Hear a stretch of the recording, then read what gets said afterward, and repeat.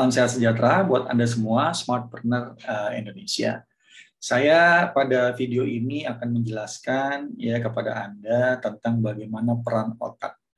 Bagaimana Anda bisa sangat benar-benar menggunakan brain Anda, ya otak Anda untuk benar-benar bisa digunakan dalam mengambil keputusan, membuat sebuah pertimbangan, ya juga membuat Anda bisa paham dan benar dalam mengambil sebuah keputusan di dalam bisnis.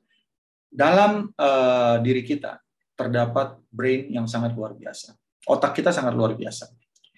Otak kita terdiri dari bagian kiri dan bagian kanan. Kita sering mengenalnya dengan left brain dan right brain, otak kiri dan otak kanan. Pada saat Anda di dalam bisnis, kedua peran otak ini sangat luar biasa fungsinya dalam membantu Anda benar dalam ambil keputusan. Otak kiri Anda lebih banyak soal logik. Ya, seperti tentang verbal, logik, kata-kata yang diucapkan, ya, terus bagaimana Anda mengerti angka, digital, ya, rasional, dan juga semua hal yang sifatnya logik. Ya, peran otak ini untuk kesuksesan Anda sebenarnya 20%. Ada otak kanan Anda yang sifatnya sangat abstrak, yang bisa membantu Anda 80% mencapai kesuksesan Anda. Peran otak kanan ini adalah sifatnya untuk membantu Anda mempunyai feeling, insting, emosional dalam Anda mengambil keputusan. Ya. Ini juga bisa membuat Anda jadi tidak logik, ya, otak kanan ini. Ya, warna, kreativitas, inisiatif, emosi, semuanya ada di otak kanan. Kedua peran otak ini harus Anda bisa gunakan secara balance, secara seimbang. Kapan Anda berpikir logik di bisnis, kapan Anda berpikir sangat emosional di bisnis, ini harus menjadi sebuah peran yang saling menunjang dan saling mendukung di dalam keputusan bisnis Anda. Perhatikan, ya, Anda bisa sangat logik atau Anda tidak sangat logik. Tapi jika Anda meletakkan kedua fungsi ini dalam sebuah kondisi yang benar, maka keputusan bisnis Anda akan benar-benar luar biasa. Ada peran otak lain dalam merespon. Nah, ini ada 3 bagian.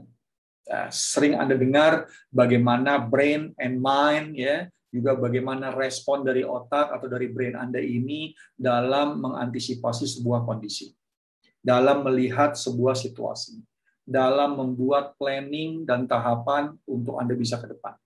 Kenapa saya bicara otak di awal? Karena ini paling penting. Ya, ada 3 bagian. Yang pertama reptilian brain, yang kedua adalah mamalia brain, yang ketiga adalah visual brain. Yang namanya reptilian brain ini adalah otak yang sangat insting, sangat feeling, dan ini otak yang energinya bisa diturunkan dari beberapa dekade ke belakang walaupun Anda tidak paham itu dapat dari mana energinya.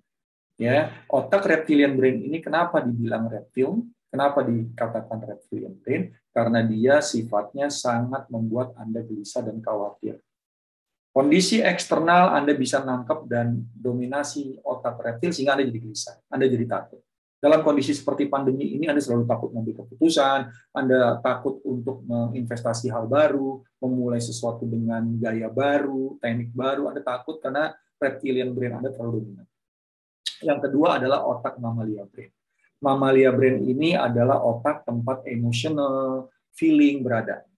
Ya, sehingga otak inilah yang merespon, mentransisikan kalau datang respon dari reptil maupun dari visual.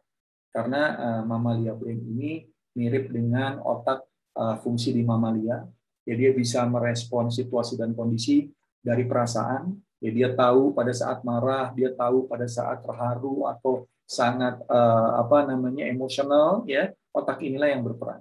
Ingat, kalau kita lihat reptil itu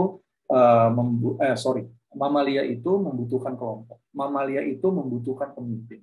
Disinilah fungsi otak ini yang membantu Anda untuk Anda bisa mengambil keputusan-keputusan penting dari respon yang didapat situasi dan kondisi di eksternal.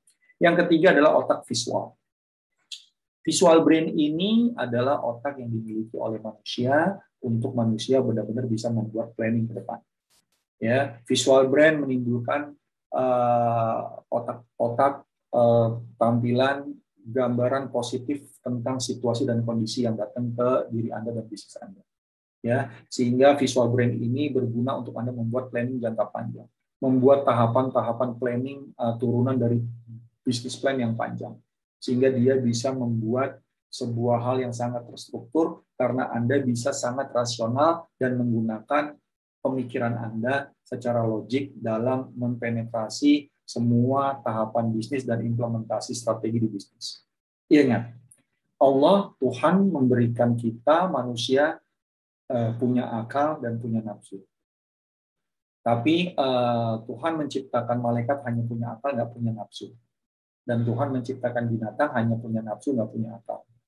Jadi jangan kaget pada saat Anda melihat ada manusia yang sangat lebih baik dari malaikat atau lebih jahat dari binatang. Ini masalah otak. Otak ini yang membantu Anda untuk bisa antisipasi, untuk menemukan solusi dari coaching yang dilakukan. Jadi pastikan Anda menggunakan brain Anda dengan bijaksana, dengan luar biasa pada saat Anda mengambil keputusan dalam coaching session yang dilakukan.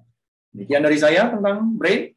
Semoga video ini membantu Anda untuk memulai semua hal yang Anda ingin capai dalam coaching dan Anda bisa menjalankan progres coaching dengan baik.